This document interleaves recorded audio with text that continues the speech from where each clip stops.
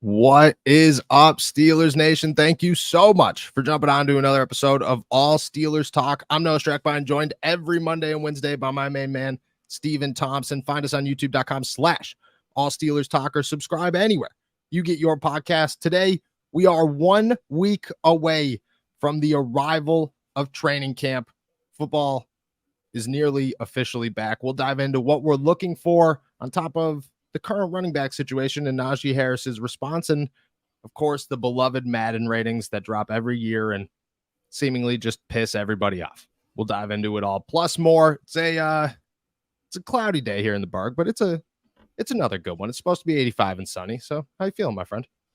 Yeah, it's a little gloomy, but I did wake up this morning to see someone post a picture of the first Raising Cane's in Pittsburgh. They're Yes, making progress on it in Oakland. So I was very excited by that. I walked by it the other day and I was like, I didn't realize what was going in there until they actually put up the big sign today. I didn't realize it was going to Oakland. Isn't there? There's another one outside the city too, I want to say. Yeah, they're supposed to put in a bunch, I think. I don't know if any of them are actually finished yet, but the one that actually I would be able to go to would be the one in Oakland. So that's the one that matters to me. Yeah, of course. That's a dangerous game. Raising Cane's it's dangerous. That's just too many chicken spots for somebody who enjoys chicken sandwiches just a little bit too much. So shout out our boy Chris Halleck, who left as Raising Cane's came to town. So hope you listen to this one, Chris. All right, let's dive into some Pittsburgh Steelers talk. Najee Harris joined a plethora of running backs in the NFL, seemingly just letting the world know, hey, we're not going to sit around and just take the beating that everybody's given us. Nobody gets paid after Saquon Barkley and Josh Jacobs both were unable to land long-term deals with their respective teams. I guess the whole running back world decided that they were going to voice their opinions. Apparently, there's a reported group chat going on, and step one of the process was complain about it on social media. Step two is possibly go to the owners and fight for respective compensation. I don't really know how you'd put it here or even what they're looking for, but Najee Harris made sure to put his opinion out there. Quote, I agree with my running back brothers around the NFL. History will show you that you need running backs to win. We set the tone every game and run tough or run through walls for our teams and lead in many ways. This notion that we deserve less is a joke. He didn't hold back. This comes after Derrick Henry, Austin Eckler, Christian McCaffrey, Saquon, everybody and anybody who is a big name running back in the NFL seemingly sounded off on their displeasure with the running back market. What were your thoughts when you saw this from Najee? Yeah, I mean, it's like what he's got to do. This is a guy who's also coming up on a contract year. This is an immediately pressing issue for him.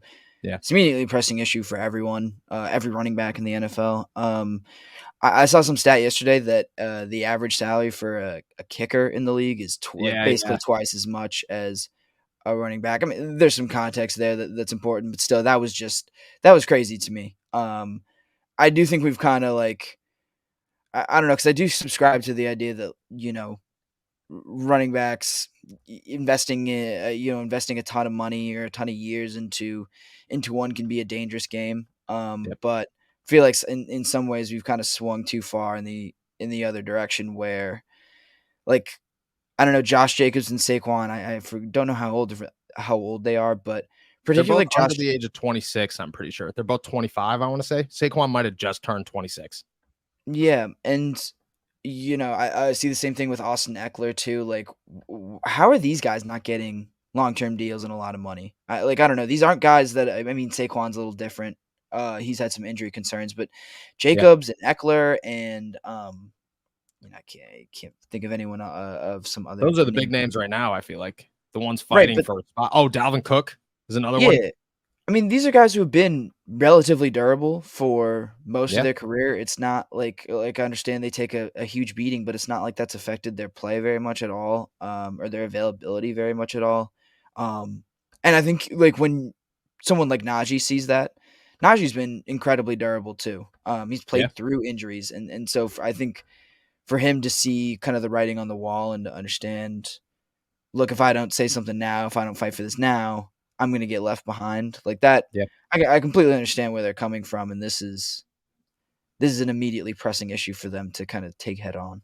Yeah, I look at it two ways. I look at one side of it going, there are reports out there that Saquon was offered like $12 to $14 million a season, which is, that's the realm of everybody else. Christian McCaffrey, I believe, makes 16, but Derrick Henry and Nick Chubb make 12 and a half. So, you're kind of like in that realm of a big market.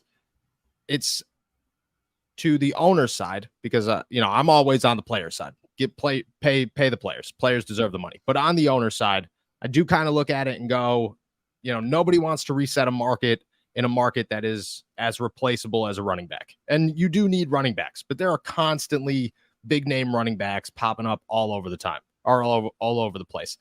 At the same time, these guys do deserve to get paid. And my questions are things like this, like Austin Eckler's asked for a trade and then has recently voiced his displeasure because the Chargers won't trade him or can't find a trade partner because they're asking for a first round or multiple first round picks. So if you value him that high, why aren't you paying him like you value him that high? That's my biggest question is like, where is the middle ground? Is the middle ground we do value you guys and we want you guys to make, 12 to $15 million, but we just want you to make it on a 2-year deal instead of a 4-year deal? Because if that's the case, then maybe we do find some middle ground. Or is it just, we kind of run this business. You are employees of this business. You're not really a crucial part to make everything run. I guess for the Giants, maybe Saquon is, but like, it's not like Vegas, like Vegas is a defensive football team. If Max Crosby left, I don't even know who else is in Vegas, but if Max Crosby or any of those, big name defenders were just like, oh, we're gone. And this is speaking as somebody who doesn't watch Las Vegas football or is a fan of the Raiders. But if a big name like that left, then you got conversation. Then fans are a little upset. If Josh Jacobs or if Saquon Barkley doesn't play, I bet you teams don't really take that big of a dip in, fan appeal or any of that. And in Pittsburgh, when it comes to Najee Harris, it gets even worse because you have half the fan base already who's sitting around saying Jaylen Warren should be the starter, and it's time to put Jaylen Warren in there after two, good, but like not electric seasons from Najee Harris. So he's fighting with his back up against the wall. On top of that, my thing with Najee is I don't see how he survives the running back market and everything that's happening, because if the Steelers don't pick up his 5th-year option, he's 27 years old at the end of his rookie contract. If they do pick up his 5th-year option, he's 28 years old at the end of his rookie contract. At that point, you're older than Dalvin Cook, who just got released. You're older than Ezekiel Elliott, who just got released, who are both looking for jobs. At what point do you just kind of like acknowledge like that expiration date might not be me, and maybe he is a Frank Gore, maybe he is a Fred Jackson or any of these long-term guys, but you're still 28 years old and maybe you're not. And maybe you're looking at a really low deal no matter what the situation is or how the running back market changes in the next 2 years. Yeah, I think Najee's a different situation for all those reasons that you laid out, but I don't know. I don't think that Eckler and Saquon and Josh Jacobs are as replaceable as everyone seems to kind of treat them as. Like, I don't know. I look at the Vikings and I don't think I think who's their backup? Alexander. Yeah, it's like Alexander Mattinson or something. Yeah, you think he's going to be as good and as valuable too? Yeah, you think like Jimmy Garoppolo is not going to feel the effects of not having the threat of the NFL's leading rusher like in the backfield? Like that obviously changes and then like Austin Eckler is like half of the Chargers offense. Like that's more than that. Yeah, right. He's like the lone wolf for me. Yeah, like he is the guy that he's young. He's never been injured. He consistently scores 1 billion touchdowns, and he does everything that you ask for well. Like, if there's any of them, like you could kind of like pick and choose, Josh Jacobs, he had a phenomenal year, but he kind of had to bet on himself. It was like a 2-year come up. Austin Eckler to me is just like, dude, the guy's phenomenal. He's been phenomenal forever. Pay the man.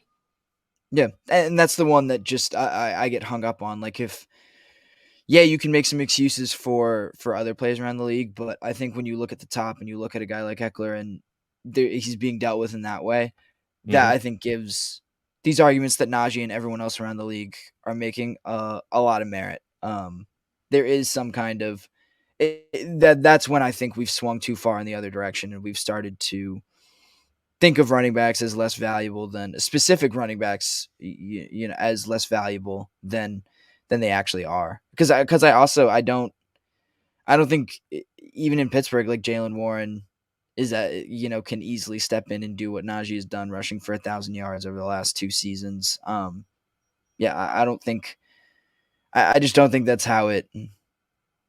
Jaylen Warren's just plainly not as good as Najee Harris. I think that's pretty clear, and I think that's where we've kind of lost our way. We've taken this idea that has some merit, and we've taken it to an extreme that doesn't really deserve. Yeah, I do agree with that one. I 100% agree with that one. I think that the problem is when it comes to Najee is there's a drop off. You know what I mean? Like there's the Saquons, the Derrick Henrys, the Nick Chubbs. Who Derrick Henry, Nick Chubb, they got their deals. Christian McCaffrey's got his deal. And then there's the Saquons, the Josh Jacobs, the Austin Ecklers. That's like tier 1. And there's, Dalvin Cook is in there. Tony Pollard's probably in there. Like all those guys.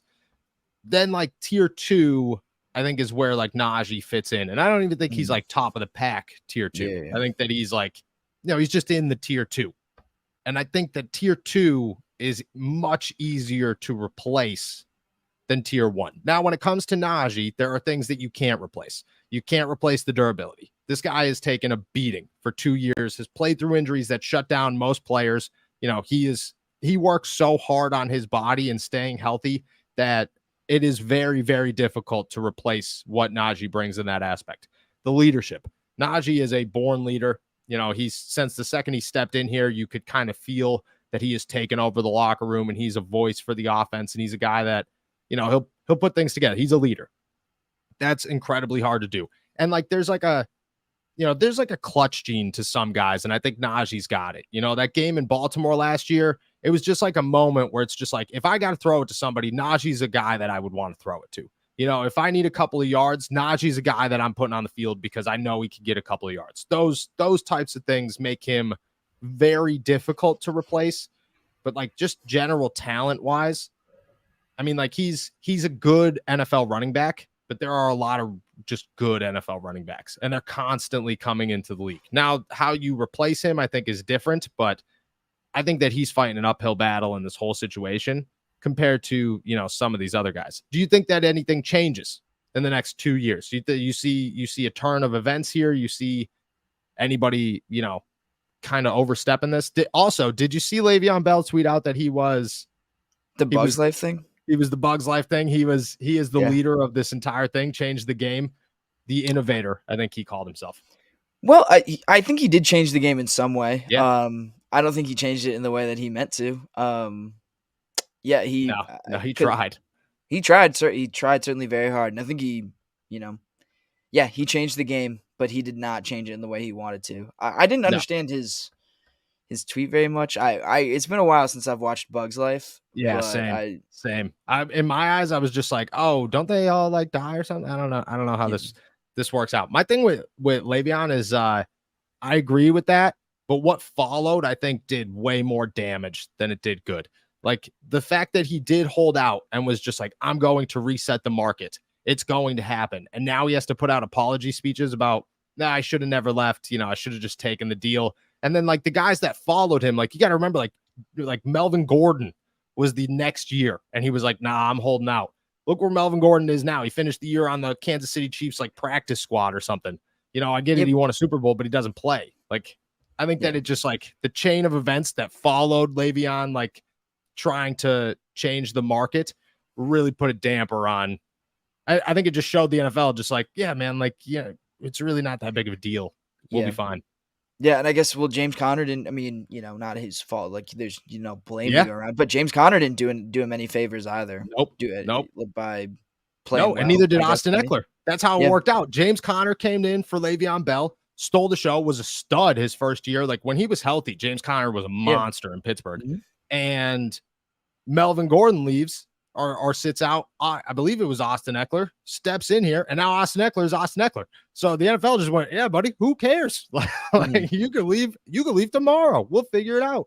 And I just think that did a lot of damage to the to the running back market. I do think that there are guys that are unreplaceable that, like Christian McCaffrey, Derrick Henry, Nick Chubb.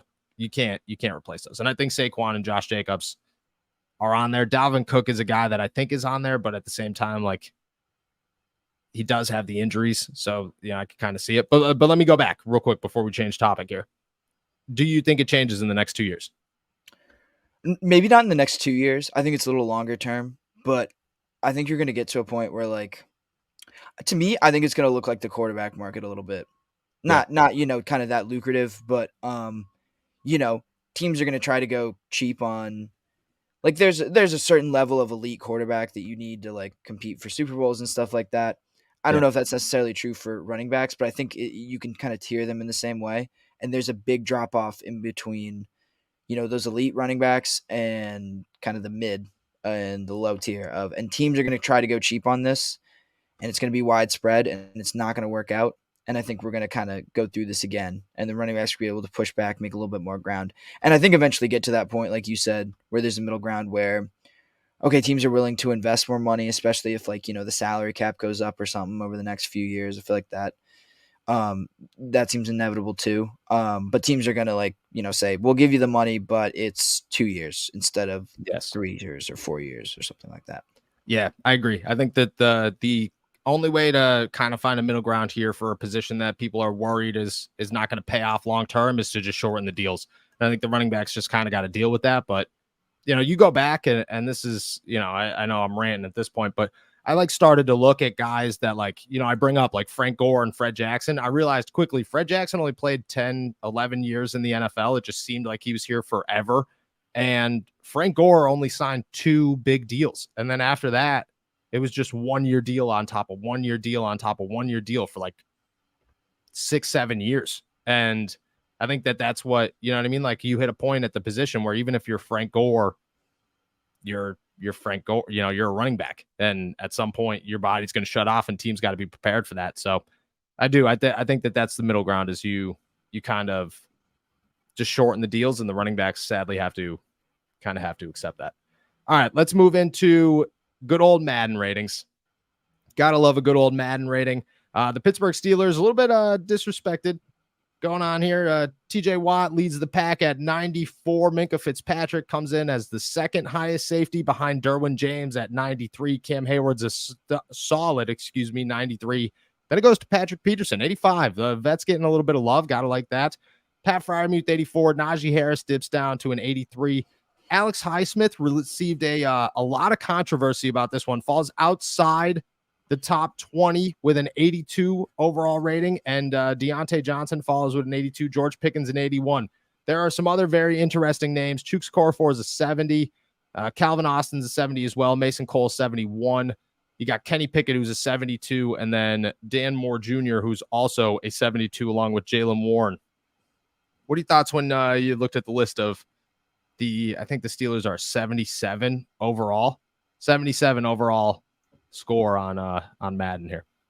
Yeah, 77 overall seemed light to me. I just think they're better than that. I think they're like closer to an 80, probably, maybe a little higher than that. TJ, I don't know. I just haven't watched, a full season of Steelers games and see the difference between TJ on and off the field. I feel like a 94 is low for him. Yes. He's just like a game wrecker in so many ways. Minkah, I thought Minkah was low too, but I guess if he's the second highest rated safety, then they must just not be rating safeties high like that. I think Derwin James is a 96, which is where I probably would have put Minkah. Yeah. Yeah, like he's probably closer to that than he is a 93. But I guess he can't complain with second highest rated safety like that. Yeah. Makes a lot of sense. Patrick Peterson surprised me. People have more confidence in him than, I don't know. It's not that I don't have confidence in him. It's just that just seems high. I didn't think anyone else did. Oh yeah. Patrick Peterson, to me, I get it. He's coming off of 6 interception season, 4 interception season, something like that. So maybe they see it in him, but I think it's to a degree, like a bit of a respect thing. Just like, do you ever play Madden and then you're 2 seasons deep? I mean, this is me. I'm a Madden nerd, but you get to a point where guys, the numbers start changing. I think Patrick Peterson's the guy that in year 2, he's like an 80, year 3 he's retired. So it's just like a one last little, here you go, let it happen. I agree with you. I think, TJ, in my opinion, if Myles Garrett's a 98, which I think he is, TJ Watt's a 98. They are. Stop trying to change the playing field. Just give them they're the same amount of game record at any moment. And I think TJ is more of a game record, like far, far and beyond more of a game record. But I'm not going to get into that argument. TJ, I think higher. Minka, 93, fine. I think he's better than Derwin James, but again, that's a conversation that could be up for debate. Cam Hayward, I would like the respect at a 93. Najee an 83, I think fits him well after last season. Alex Highsmith, I kind of wanted to see higher. I kind of wanted to see him, he doesn't have to be a 90, but he does fall out of the top 20. And like the edge rushers in front of him that I think he's like an 85 to like an 87, which includes Brian Burns, Trey Hendrickson, Cameron Jordan, Danielle Delaney. What is it? Delaney Hunter, Josh Allen, Chase Young, and Khalil Mack. Those are like the 87 to 85 guys. And I think he's in that conversation. I think some of those guys, maybe their ratings should be a little bit higher, possibly. But I think that, 85 to 87 would have been a good one. Deontay Johnson in 82 and George Pickens in 81. I think George Pickens is, by the end of the year he could be a 90 plus if he does what he's expected to do. I just think that George Pickens could be in for wild season. Well, I kind of feel the same way about Najee too. Like I feel like there are a couple guys on here, like Pickens. Yeah, definitely. I don't know about 90, but yeah, he could definitely climb. Agree with your point about Highsmith. He should be like, you don't get 14 and a half sacks on accident like that. That should put him into that elite tier. Without TJ Watt. I think that's the biggest thing here is like he did it while a defense was just like, okay, we have to stop Alex Highsmith because Jameer Jones isn't going to do anything. It's an impressive 14 and a half sacks. Thoughts on anybody else? You looked at the rest of the roster, excuse me. I think Kenny coming into 72 is like the baseline. Anything around him that stands out to you? Yeah. I think it's really funny that William Jackson is the 10th highest rated player at an 81. Yes. That's wild. An 81. Also, let me pull him up. There was a who was Kendrick Green. Rated higher than Dan Moore, Mason Cole, and Chooks. And the same as Kenny and the same as Jaylen Warren. Anthony Miller is also 72 as well. Neither of those two, it should be known, neither of those two played football last season. Right. I mean, for different reasons, but still, neither of them played football this season. Actually, Anthony Miller hasn't played football in 2 seasons. Right. Like, very, very strange. Chooks coming in at 70. Yeah, I feel like there was more respect for Chooks out in the league than that. That surprises me a little bit. That feels a little disrespectful. A little disrespectful. I think Chooks is not the greatest, but I do think he deserves higher than a 70. I think immediately he's better than Tate Crowder, who's also a 70. Keanu Benton came in here at a 70. I think he's better than that. Like Mason Cole, he might be the only one that you could argue until you look at Kendrick Green and say, well, you have to be higher than a 72 if that's the baseline. Like that's just how that works. And then the starting center should be rated higher than the backup center. I feel like that's just how that works. What is the James Daniels is the only Steeler offensive lineman in the 80s. He's at an 80, and then Isaac Seumalo's at a 78, which is pretty good. Kevin Dotson's at a 77. Yeah, that's pretty good. Yeah, it kind of just shows you maybe the value's there. Maybe you get rid of them and just be like, hey, and Madden, this trade would look really good for you.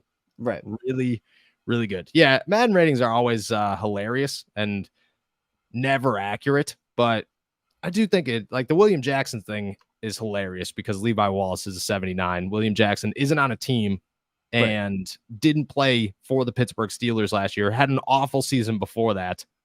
And he barely played for anyone last year, didn't he? Did he even play? He played for Washington, and I don't know how many games, but he was hurt most of the season with a back injury, and he's had a rough 2 seasons there as well. I am interested to see where Joey Porter Jr. comes into play here. His rating has not come out. I'm interested in Darnell Washington too. Darnell Washington's going to be a good one too, and Broderick Jones as well. Interested in all three of those because, at this point, you don't really have to be the Madden. It's going to be hilarious when Madden actually comes out and the starting offensive line, before you switch who the starting offensive line actually is going to be like Broderick Jones, Kendrick Green, Isaac Seumalo. I guess it'd be James Daniels, but like maybe they even somehow like get Kevin Dotson in there and then Chooks and like you're just getting smoked all the time because you don't realize that it's not like that your center's Kendrick Green and it's just not working out. Yeah, Madden ratings, man, they're a good time, but that's our spiel about those. They're everybody could check them out at maddenratings.com. It's a good one. It's a good one. All right. Last thing I want to talk about here. We are 1 week away from the arrival of training camp. Players will show up. Don't expect any helicopters. Don't expect any big trucks pulling into St. Vincent College and Latrobe. But I am expecting a lot. Latrobe? No, I think it's Latrobe, but everybody in the comments the other day was like, it's called Latrobe. And I was like, all right, Latrobe. I love it. Right. I mean, Latrobe. I knew it was called. I knew that's how Yinzers pronounced it. I'm still becoming a Yinzer. You know what I mean? Like I'm trying very hard to adapt. But I come from, Scranton. If you're going to talk about like Pennsylvania, awful accents and the way people talk, like Yinzer's up there. Scranton's probably like pretty close. And then Philly's right there as well. Like, so I'm breaking a strong mold to try to come and develop full Yinzer. But it's, it's been a mission of mine for a while. I will get there. By the time it's all over, people will be like, that guy knows what's up. And be like, yeah, I do.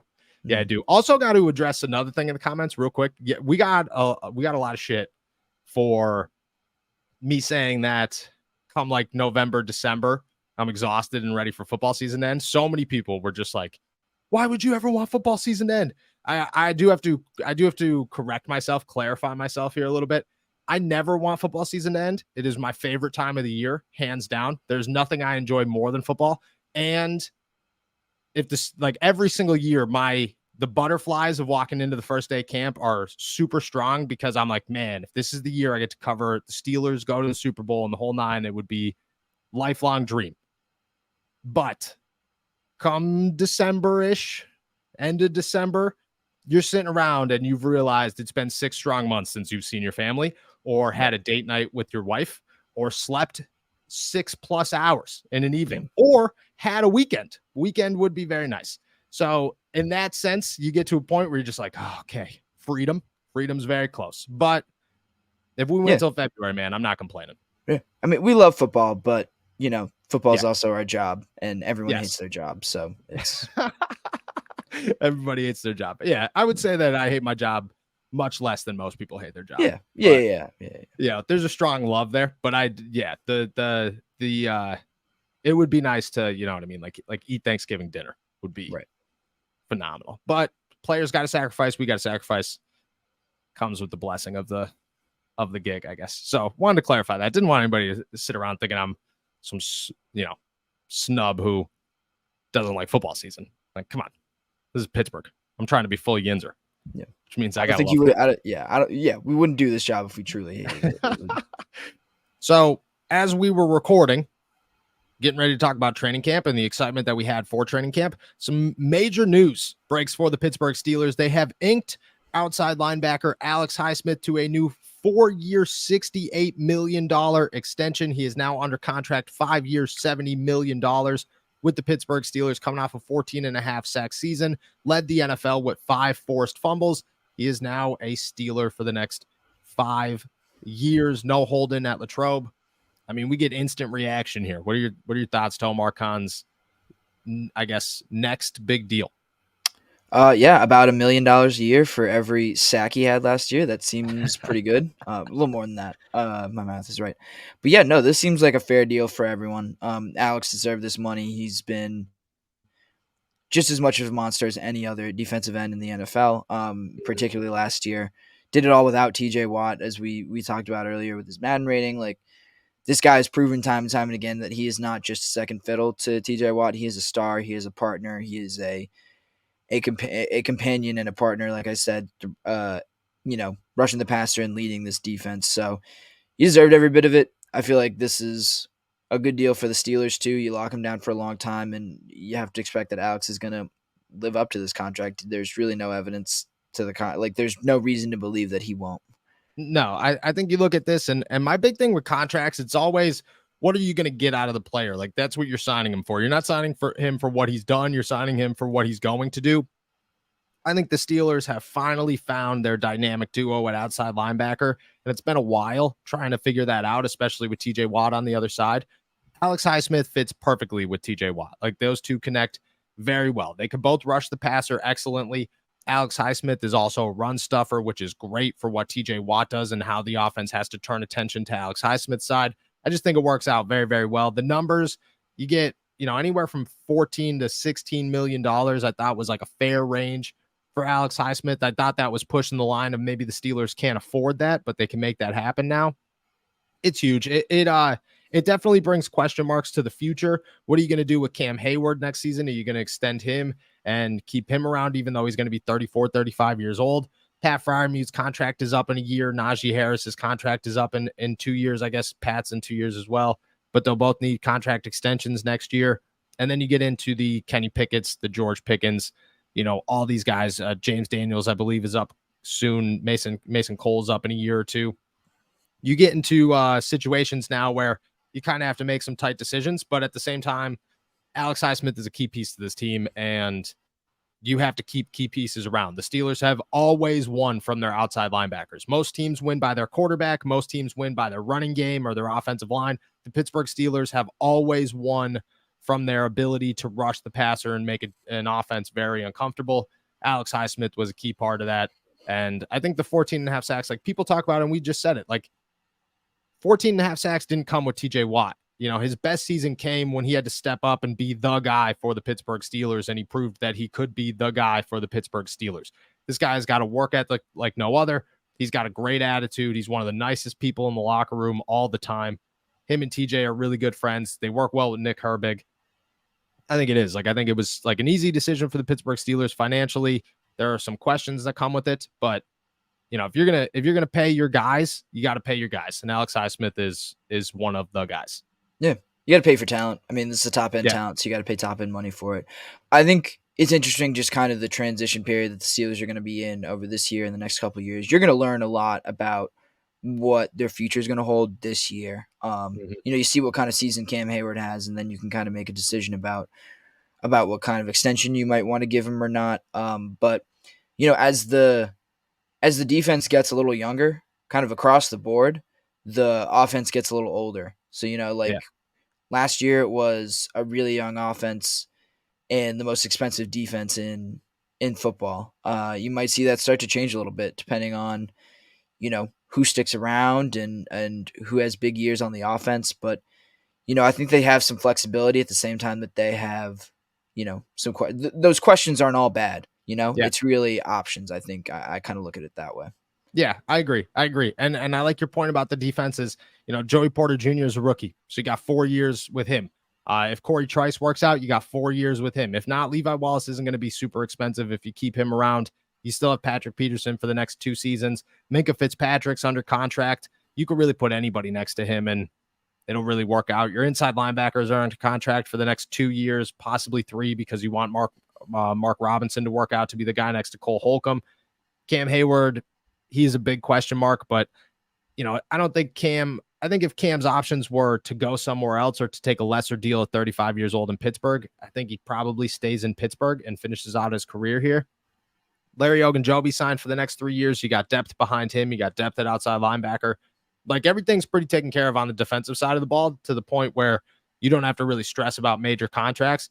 On the offensive side now, that's where you turn your attention, and you'll have to keep guys around and build from there. But at the same time, just like you said, like, the offense is getting older, and it's hitting a point where, the restructure, you're starting to see where you actually have something and where you don't have something, which I think will make it easier to build. You know what I mean? You went out and got your left tackle. Maybe you have to get a guard next. Maybe you have to get a center next. Maybe, you need a wide receiver at some point. Like, you have these decisions, but at the same time, like, guys are at that point where, you can make those decisions easier and build that side of the ball, because the defensive side of the ball is kind of put into place for the Steelers. So I agree. I think it's a very solid move for the Pittsburgh Steelers. I'm very excited that it got done before Latrobe, before we had to worry about a hold-in. And, just knowing who Alex Highsmith is and talking to him, there's like nothing about that guy that said, I want to not practice, Right. Like it was always just like, I hope they get a deal done, because I just can't see him being the guy that has to kind of like show the team like, hey man, like I deserve to get my money. Like, Yeah. I think he'd rather just put his work, where his mouth is. Well, yeah. And you're glad it didn't have to come to that for him. Cause I think he clearly, like I said, he clearly deserved this. And that would have been just an ugly situation for him to have to demand it. And, to have to like, squeeze this out of the Steelers would have been, I felt like, ugly. And, I wouldn't have enjoyed that for him. Wouldn't have been a good look for the Steelers. So yeah, I think you're right. The sooner they got this done, the better. Yeah, it was a good move for both sides. Excited to see Alex and Latrobe. Excited to see where he goes from here. Excited that the Steelers have outside linebackers for the next 4 years minimum. Feels real good. Feels like the Steelers are in a good spot. With that, great news to end on. Felt real good that we had some actual football to talk about after the Madden ratings. Excited for that one. Thank you, everybody, for jumping on to another episode of All Steelers Talk. Make sure to subscribe to us on YouTube, youtube.com/All Steelers Talk, and check us out anywhere you get your podcasts. Find all of mine and Steven's work at allsteelers.com and our pit coverage at InsideThePanthers.com. I will be back on Friday with Derek. Enjoy another beautiful day in the Berg.